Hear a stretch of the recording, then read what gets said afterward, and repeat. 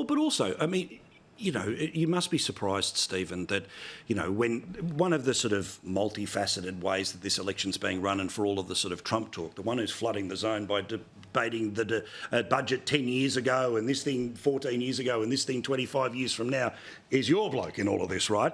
But that said, see, the knowing smile, the transcript will never be that he agreed. All right, now, he knows how to play the game, right?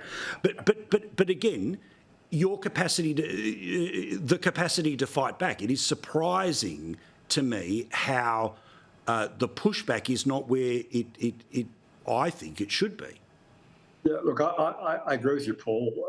It's that pushback or lack of pushback that has really caused me to shake my head. I mean, let me give you an example that I lived through. So, if you remember, I said the NBN was going to cost $43 billion to build. Malcolm Turnbull, after he became the Shadow Communications Minister, leaked a story to the Daily Telegraph. The entire front page of the Daily Telegraph was Labor's plan to cost $93 billion.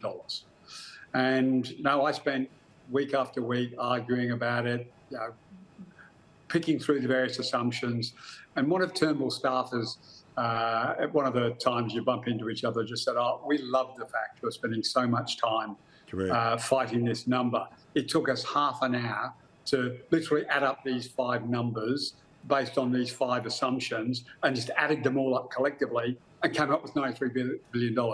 And yet you're spending all your time arguing about it. So even when you push back, a number can be completely created in the public's mind that has no basis in truth and fact at all. So I lived through one of those circumstances. All you can do is keep arguing, keep making the points, but sometimes you're not always able to. But to the point you're making, I don't see Dutton, I don't see Chad O'Brien. I mean, the team around Dutton is soft. It's underprepared. It's not up to being a government.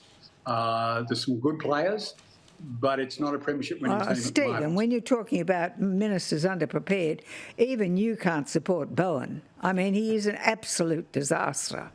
Absolute disaster. And he was done like a dinner in that debate. That's your perspective. I don't agree with any of that.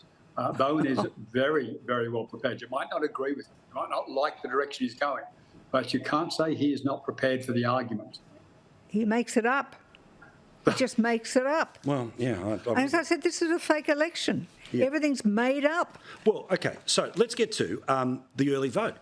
Channel 9 says that it's 1 million. We have to wait, obviously, 24 hours to see what the previous 24 hours were. The numbers out of day one was over 500,000. The expectation, something similar today.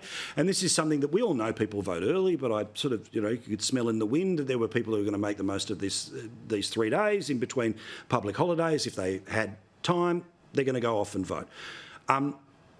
This also underlines a point that I've been talking about just in terms of political tactics, right? And again, I haven't played the game, I've only watched it, all right? And I know that automatically means some will disqualify, but I watched it, okay, right? Count those grains of sand, all right?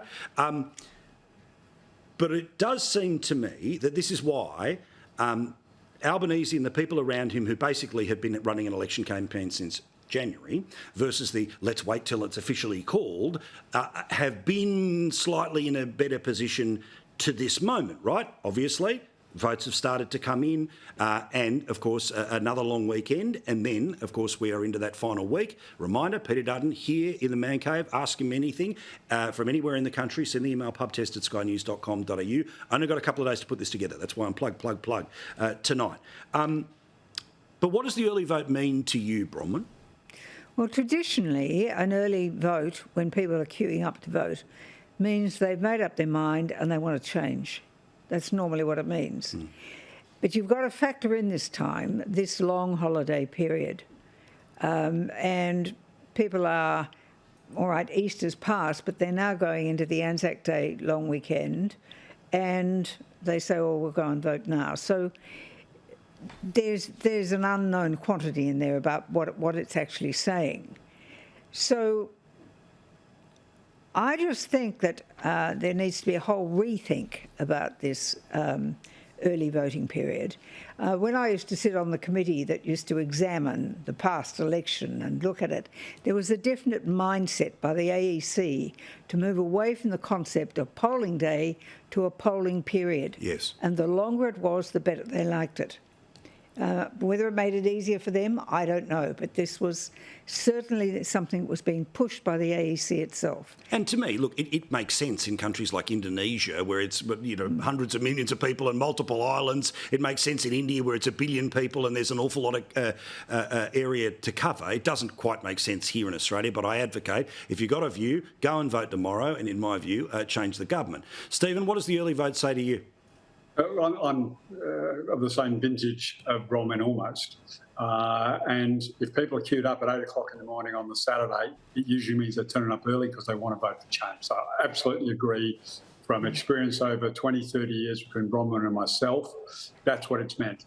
However, the change in the criteria, which allows people to vote, has allowed people freedom.